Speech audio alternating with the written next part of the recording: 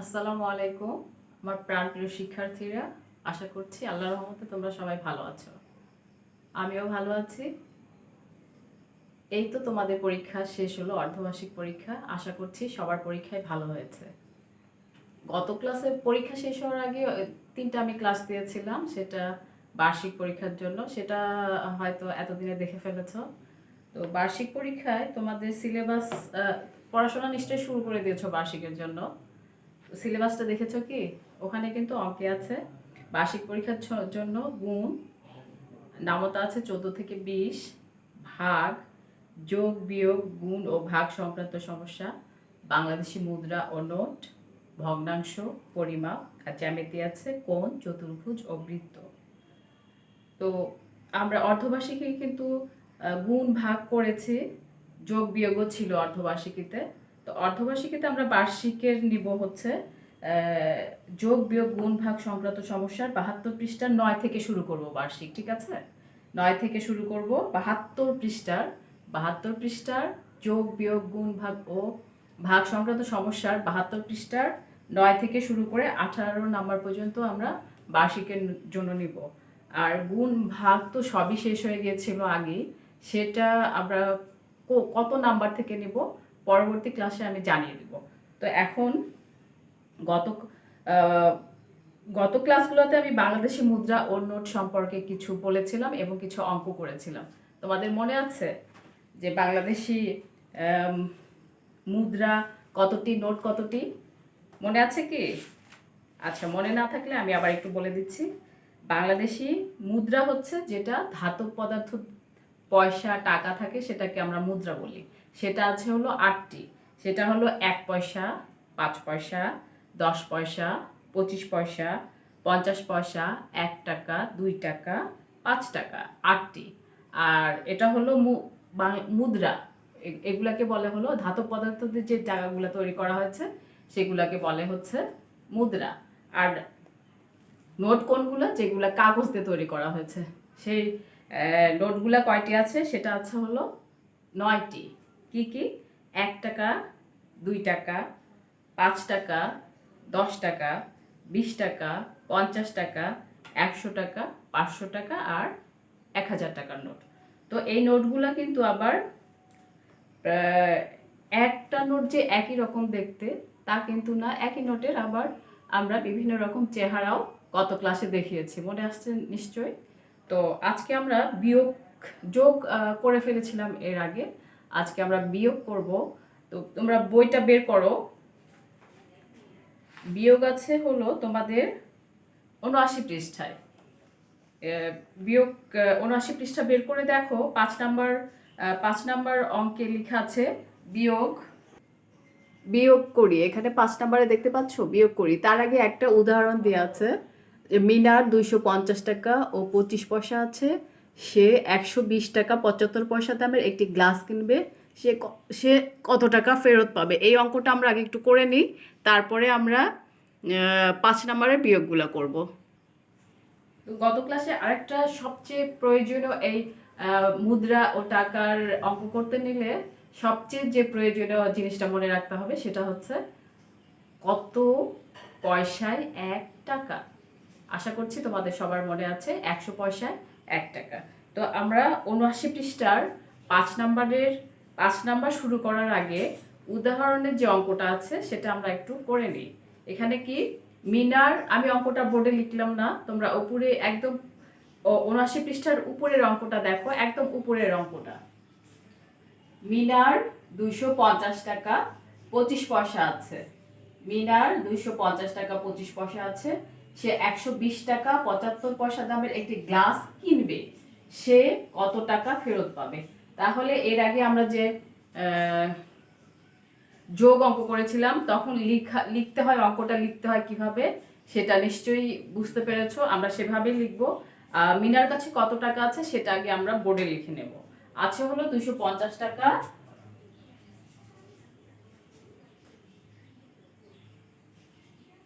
250 টাকা 25 পয়সা, আর সে 120 টাকা 75 পয়সা দামের একটি গ্লাস কিনবে। তাহলে সে কত টাকা ফেরত পাবে? ওই 225 টাকা যে আছে তার নিচে কিন্তু 120 টাকাটা লিখতে হবে।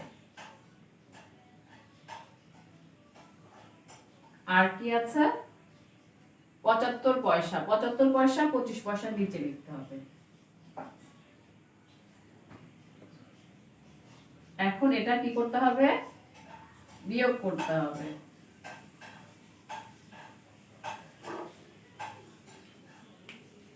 তো মিনার 250 টাকা 25 পয়সা আছে, সেখান থেকে সে 120 টাকা 25 পয়সা দামের একটি গ্লাস কিনবে, তাহলে সে কত টাকা ফেরত পাবে।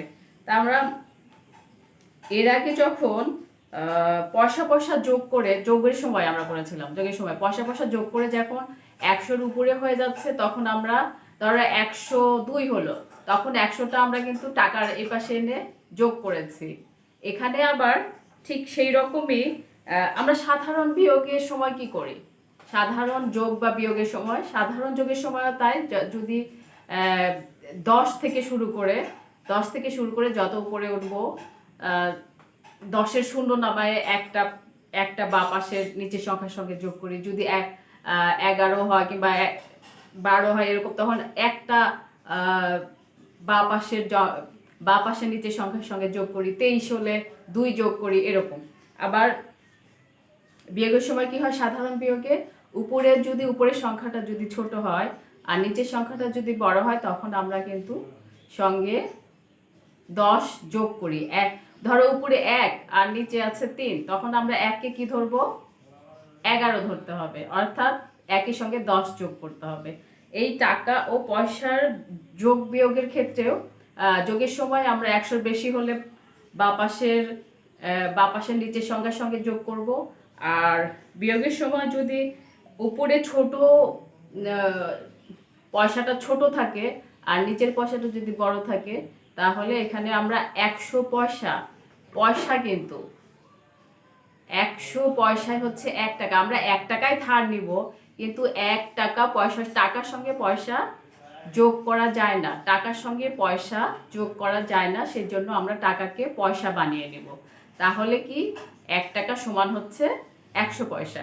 তাহলে এখানে দেখো উপরে আছে 25 পয়সা, নিচে 75 পয়সা, তাহলে 25 অবশ্যই 75 থেকে ছোট। তাহলে আমরা 25কে কি করতে হবে, 25-এর সঙ্গে 100 যোগ করতে হবে। 25 আর 100 যোগ করলে কি হয়, 125 হয়। এখন আমরা এই 125 পয়সা থেকে 75 পয়সা বাদ দিব, তাহলে 5 থেকে 5 বাদ দিলে 0, 7 আছে কত হলে 12 হবে, 7 8 9 10 11 12, 5 হাতে থাকলো 1, তাহলে 1 আর 1 বাদ দিলে 0 থাকে, বা পাশে 0 লেখার দরকার নেই, তাহলে এখানে হবে হলো 50 পয়সা। আর আমরা ধার নিলে, সাধারণ অঙ্কের সময় ধার নিলে কি করি, এই পাশে যে সংখ্যাটা থাকে তার সঙ্গে আমরা যোগ করি। এখানে আমরা কয় টাকা ধার নিয়েছিলাম, 1 টাকা, সেই 1 টাকা আমাদের এখানে ফেরত দিতে হবে। তাহলে 100, যদিও তোমাদের বইয়ে 250 থেকে 1 বাদ দিয়েছে, তারপরে 120 বাদ দিয়েছে, ওভাবেও করতে পারো, কিন্তু আমি তোমরা সাধারণ অঙ্ক বিয়োগ অঙ্ক যেভাবে করেছো তোমাদের ভালোভাবে মনে থাকার জন্য আমি সেভাবে শেখাচ্ছি। তাহলে সেই 1 টাকা আমরা কিন্তু 100 যোগ করব না, কত ধার নিয়েছিলাম, 1 টাকা ধার নিয়েছিলাম, সেজন্য 1 যোগ করব, এখানে 1 যোগ করব, ঠিক আছে। তাহলে 120 এর সাথে 1 যোগ করলে কি হবে, 121। তাহলে 250 থেকে 121 বাদ দিলে কি হয়, এখানে হলো 1 ধরো আর 0-কে 10 ধরতে হবে, তাহলে এখানে হবে হচ্ছে 10 থেকে 1 বাদ দিলে 9, হাতের 1 এখানে আসবে, 2 আর 1 3, 5 থেকে 3 বাদ দিলে 2, আর 2 থেকে 1 বাদ দিলে 1, এটা হলো টাকা। তাহলে উত্তর কি হবে, অঙ্কটা কি, সে কত টাকা ফেরত পাবে। তাহলে তোমাকে লিখতে হবে উত্তর, সে ফেরত পাবে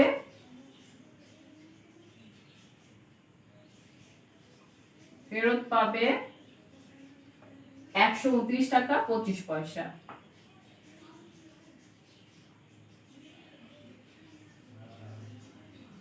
30 টাকা 50 পয়সা।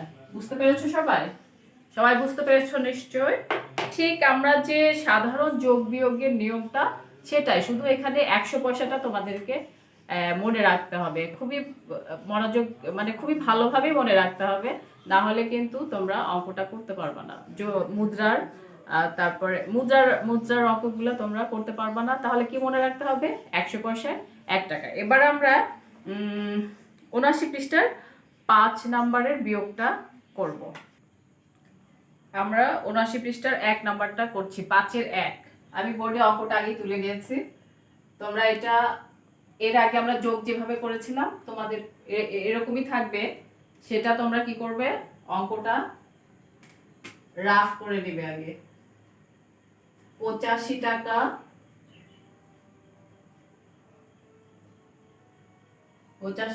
60 পয়সা, আর হচ্ছে 32 টাকা বিয়োগ, কিন্তু এটা বিয়োগ 85 টাকা 60 পয়সা বিয়োগ 32 টাকা 20 পয়সা। তাহলে 85 টাকা 60 পয়সা লিখে নিন না, এখান থেকে আমরা 32 টাকা 20 পয়সা বিয়োগ করব।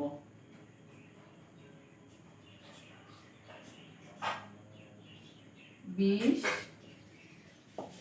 পয়সা, এটা হচ্ছে বিয়োগ। এটা আমরা যে সাধারণ বিয়োগ করেছি সেই নিয়মটাই খেয়াল করবে। উপরে দেখো 60 পয়সা, নিচে আছে 20 পয়সা। তো 20-এর চেয়ে 60 কিন্তু বেশি। তাহলে আমরা সাধারণ বিয়োগকে কি করি?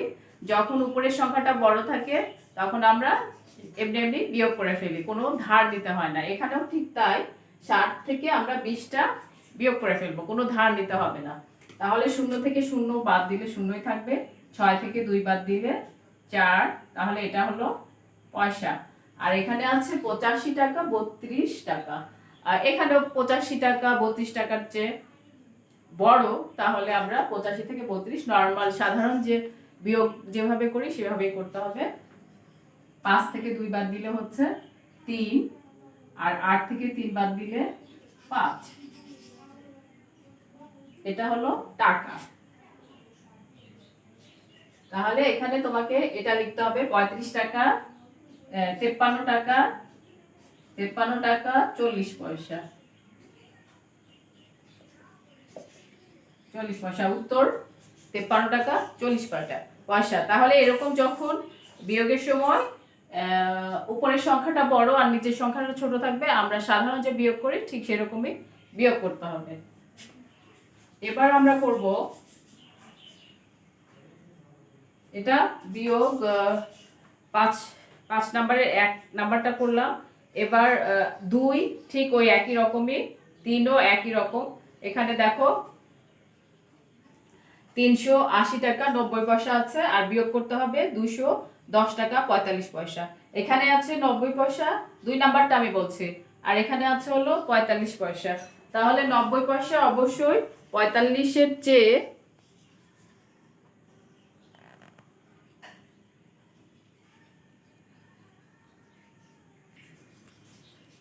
তাহলে 210 আর হলো 45, 210 টাকা 45 পয়সা। আর এখানে আছে 90 পয়সা, এখানে আছে হলো 45 পয়সা। 90 থেকে 45 পয়সা বাদ দিব, তাহলে 90 তো অবশ্যই 45-এর চেয়ে বড়। তাহলে আমরা এটাও সাধারণ যে বিয়োগ করি সেরকম বিয়োগ করে করতে হবে, কোনো কিছু ধার নিতে হবে না। 3 নাম্বারও তাই। 3 নাম্বারটা আছে 850 টাকা 55 পয়সা 770 টাকা 40 পয়সা। এখানে পয়সা দেখো, এখানে আছে 55 পয়সা, এখানে আছে হলো 850 টাকা 55 পয়সা থেকে আমরা বিয়োগ করব হলো 270 টাকা 40 পয়সা। তাহলে এখানে 55 পয়সা আছে আর এখানে 40 পয়সা আছে।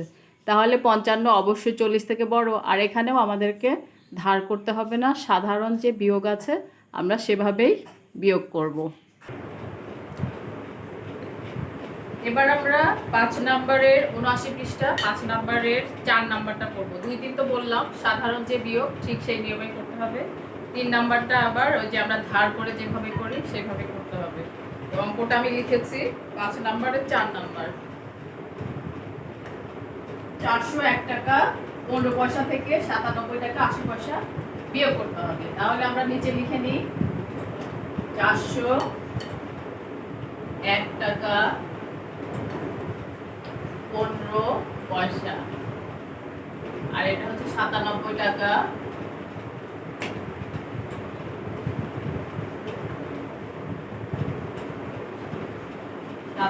টাকা 80 পয়সা।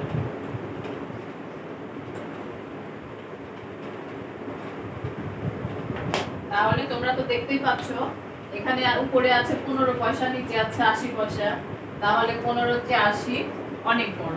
তাহলে আমাদের কি করতে হবে, 1 টাকা ধার নিতে হবে। সেই 1 টাকা কি করে 15-র সাথে 1 যোগ করবো না, কিন্তু সেই 1 টাকাকে কি করতে হবে, এখানে পয়সা আছে যেহেতু 1 টাকাকে আমাদেরকে পয়সা করে নিতে হবে।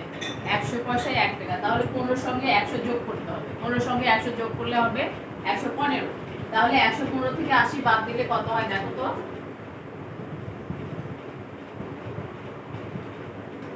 5 থেকে 0 বাদ দিলে 5ই হবে। 8 আছে কত হলে 11, 8, 9, 10, 11, 8, 9, 10, 11, 3 হাতে 1 আসলো। 1 থেকে 8 বাদ দিলে 0 লিখতে হবে না। তাহলে এটা হলো 35 পয়সা।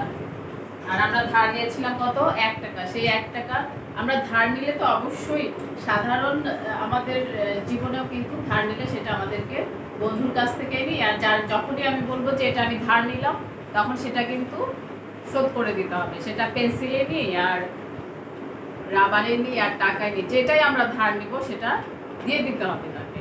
তাহলে আমরা 1 টাকা নিয়েছিলাম, এখানে কিন্তু যোগ করতে হবে একই। এখানে আমরা এটা মনে রাখবা যে 100 পয়সায় 1 টাকা, এখানে আমরা যোগ করেছি পয়সার সঙ্গে 100 পয়সা।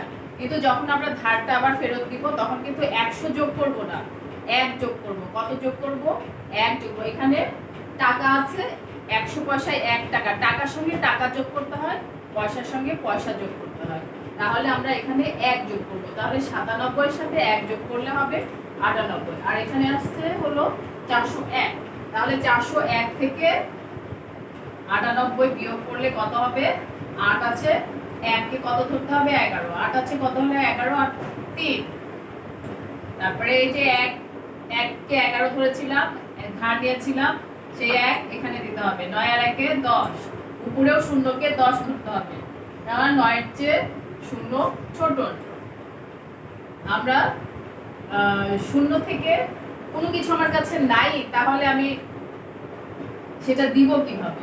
তাহলে সেই জন্যই আমাকে 0 কে 10 ধরে এই নিচে যে সংখ্যা আছে সেটা বাদ দিতে হবে। তাহলে 1 এখানে উপরে আমরা 1 কে 11 ধরেছিলাম, সেই 1 এখানে দিলাম। 9 আর 1 এ 10, উপরেও 10, 10 থেকে 10 বাদ দিলে 0। এই যে আমরা 0 কে 10 ধরেছি, অর্থাৎ ধার নিয়েছিলাম, সেই ধারটা এখানে ধরতে হবে। অর্থাৎ এখানে কোনো সংখ্যা নেই, একই হবে। তাহলে 4 থেকে 1 বাদ দিলে 3, 303 টাকা। তাহলে এখানে হবে সমান 303 টাকা 35 পয়সা। তাহলে উত্তর কি লিখতে হবে আমাদেরকে, 303 টাকা 35 পয়সা। আশা করছি তোমরা বুঝতে পারছো। এবার আমরা করব ঠিক ওই রকমই 5 নাম্বারটা করব, ওই 79 পৃষ্ঠার 5 নাম্বারটা করব। 5 নাম্বারটা দেখো আছে হলো 70 টাকা, 70 টাকা বিয়োগ 32 টাকা 50 পয়সা। এখানে 70 টাকা থেকে 32 টাকা 50 পয়সা বিয়োগ দিতে হবে। শুধু এখানে দেখবা টাকা 70 টাকা, এখানে কিন্তু পয়সা নাই, শুধু টাকা থেকে 70 টাকা থেকে 32 টাকা 50 পয়সা বাদ দিতে হবে। তাহলে আমরা লিখি 70 টাকা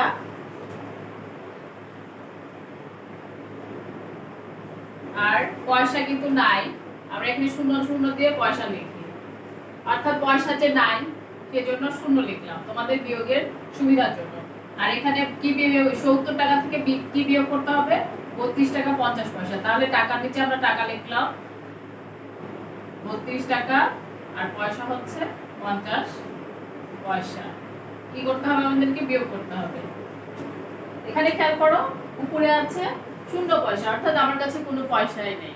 তা আমার কাছে যদি কোনো পয়সাই না থাকে তাহলে আমি 50 পয়সা দিব কি করে? তাহলে ওই একই নিয়ম যে আমাদেরকে 100 পয়সা অর্থাৎ 1 টাকা ধার নিতে হবে।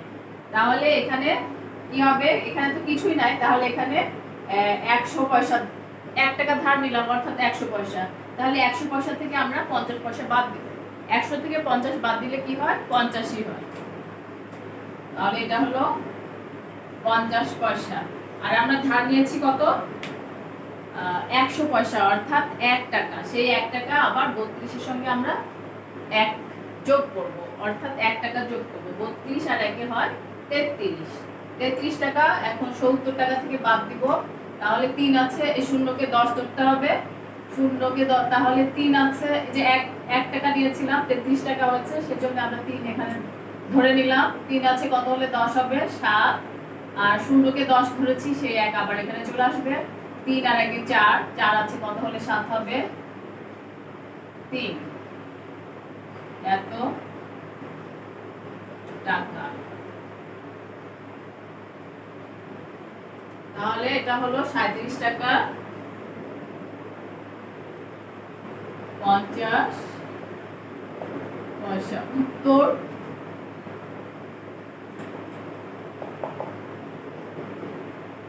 37 টাকা 50 পয়সা। আমি আশা করছি তোমরা অঙ্কগুলো বুঝতে পারছো।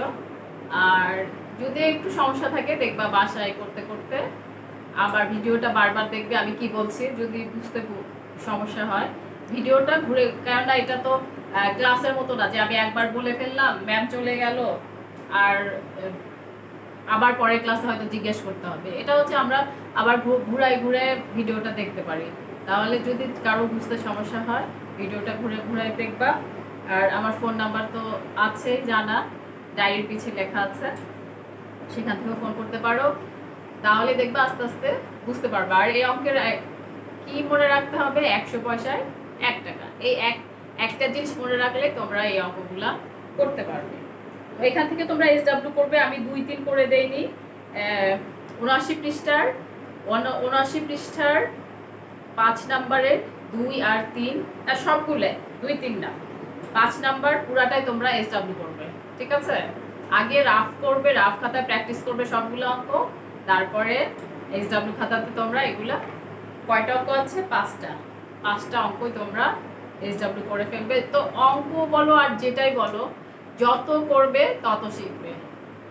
সেটা যে কোনো বিষয়ে, শুধু পড়াশোনা না, তুমি যেটা শিখতে চাও, যেটা করতে চাও, যত করবে তত শিখতে পারবে। সবাই ভালো থেকো, আবার পরবর্তী ক্লাসে দেখা হবে। সেই পর্যন্ত সবাই সাবধানে থাকবে। এখনো কিন্তু সাবধানেই থাকতে হবে, এখনো আমাদের বিপদ কেটে যায়নি। আবার দেখা হবে। আল্লাহ হাফেজ।